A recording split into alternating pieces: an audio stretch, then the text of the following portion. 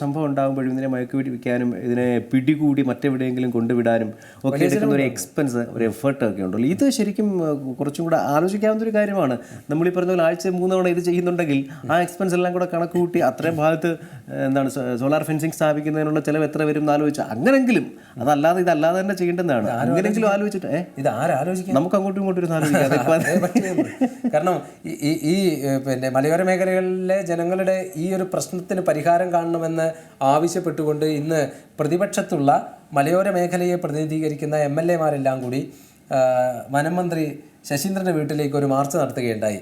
അവസാനം അതിൽ മലയോര മേഖലയെ പ്രതിനിധീകരിക്കുന്നവർ മാത്രമല്ല മറ്റ് MLA-മാരും ഉണ്ടായിരുന്നു. എന്തായാലും അവരിന്ന് വനം മന്ത്രിയുടെ വീട്ടിലേക്ക് മാർച്ച് നടത്തി. പതിവ് പോലെ അത് വീടിൻ്റെ കുറേ ദൂരെ വെച്ച് പോലീസുകാർ തടഞ്ഞു. അവിടെ വെച്ച് പ്രതിപക്ഷ നേതാവ് അത് ഉദ്ഘാടനം ചെയ്ത് തിരിച്ചു പോവുകയാണ് ഉണ്ടായത്.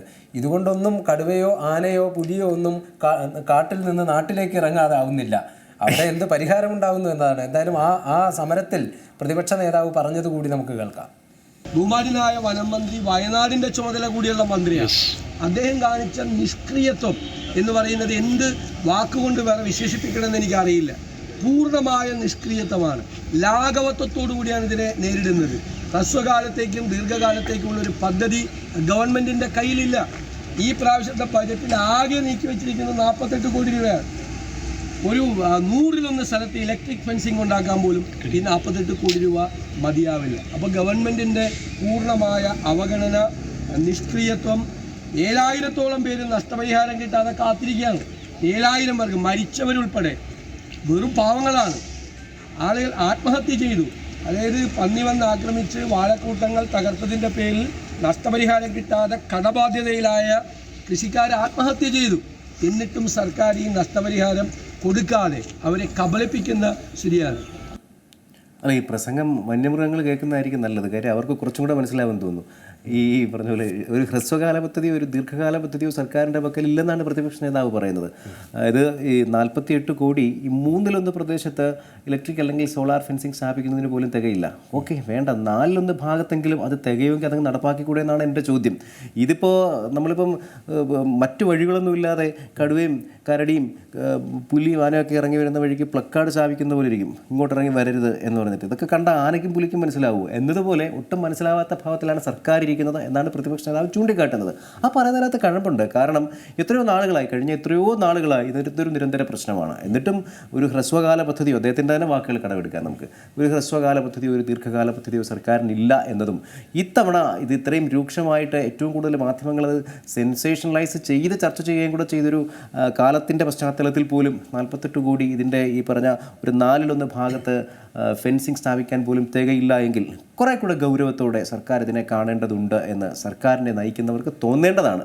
പ്രതിപക്ഷ നേതാവ് പറയാതെ തന്നെ തോന്നേണ്ടതാണ്. ഇതിപ്പോൾ ഒരു സംഭവം ഉണ്ടായാൽ ഉടനെ കുറച്ച് സഹായധനം പ്രഖ്യാപിക്കും, അല്ലെങ്കിൽ കുടുംബത്തിൽ ഒരാൾക്ക് ജോലി പ്രഖ്യാപിക്കും.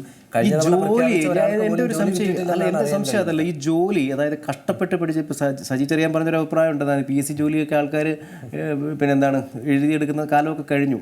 അങ്ങനെ പല മണ്ടത്തരങ്ങളും സജി ചെറിയാൻ പറയാറുണ്ട്. അത് പോട്ടെ, അതിനെപ്പറ്റി അല്ല പറയുന്നത്. ഈ ജോലി ഒരുപാട് സീരിയസ് ആയിട്ടുള്ള പുള്ളി അദ്ദേഹത്തിന്റെ പാർട്ടി കോൺടാക്ട് ചെയ്യുന്നുണ്ടായിരിക്കും എന്ന് പറഞ്ഞത്. ഓക്കെ, സാധാരണക്കാരെ സംബന്ധിച്ചിടത്തോളം മണ്ടത്തരമാണ്.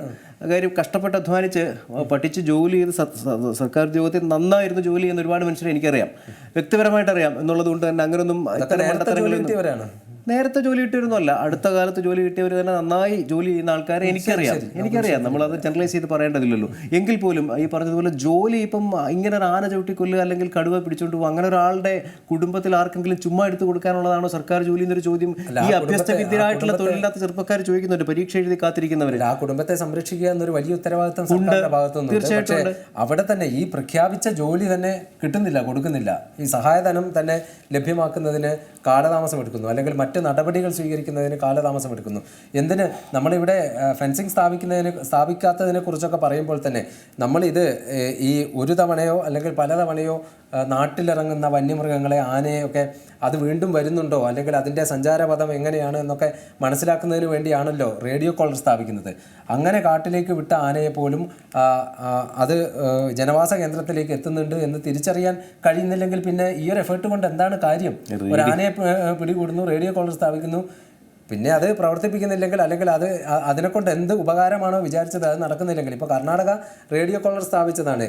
ഈ സംസ്ഥാനങ്ങൾ തമ്മിൽ ആനക്കറിയില്ലല്ലോ ഇത് കർണാടകയുടെ കാർഡാണെന്നോ കേരളത്തിൻ്റെ കാർഡാണെന്നോ ഒന്നും. സംസ്ഥാനങ്ങൾ തമ്മിൽ ഈ ഒരു വിവരങ്ങൾ കൈമാറുന്നതിന് ഉള്ള ഒരു കേന്ദ്രീകൃത സംവിധാനം പോലും ഇപ്പോൾ നിലവിലില്ല. അത് ഇനി ഉണ്ടാക്കുമെന്നുള്ള ഒരു വാഗ്ദാനമാണ് ഈ വനമന്ത്രി AK ശശീന്ദ്രൻ നൽകിയിരിക്കുന്നത്. കാരണം അത്ര പോലും ശ്രദ്ധ ഇത്തരമൊരു കാര്യങ്ങളിൽ ഇല്ല, ഇതുവരെ ഉണ്ടാക്കിയിട്ടുമില്ല. അല്ല, ഒരു ചളിത്തമാശയായിട്ട് കരുതരുത്. എങ്കിലും പറയും റേഡിയോ കോളർ എന്ന് പറയുന്നത് ആനയ്ക്ക് പാട്ട് കേൾക്കാൻ വേണ്ടി കോളർ ഘടിപ്പിച്ചിരിക്കുന്ന റേഡിയോ ആണോ എന്നൊരു നിലപാട് അത്ര ലാഘവത്തോടെയാണ് കാര്യങ്ങൾ കാണുന്നത് എന്നുള്ളതുകൊണ്ടാണ്. ഒരു മനുഷ്യനല്ല, എത്രയോ മനുഷ്യർ നിരന്തരം ആക്രമണങ്ങൾക്ക് ഇരയാകുമ്പോൾ ഒന്നും കണ്ടില്ല എന്ന മട്ടിൽ ഇങ്ങനെ മുന്നോട്ട് പോകാൻ അത്ര നിഷ്ക്രിയമായ ഒരു സർക്കാർ സംവിധാനത്തിന് മാത്രമേ കഴിയൂ. ഏറ്റവും പുതിയ വാർത്തകളും വിശേഷങ്ങളും വിരൽത്തുമ്പിലറിയാൻ സീ മലയാളം ന്യൂസ് എല്ലാ ഡിജിറ്റൽ പ്ലാറ്റ്ഫോമുകളിലും ലഭ്യം.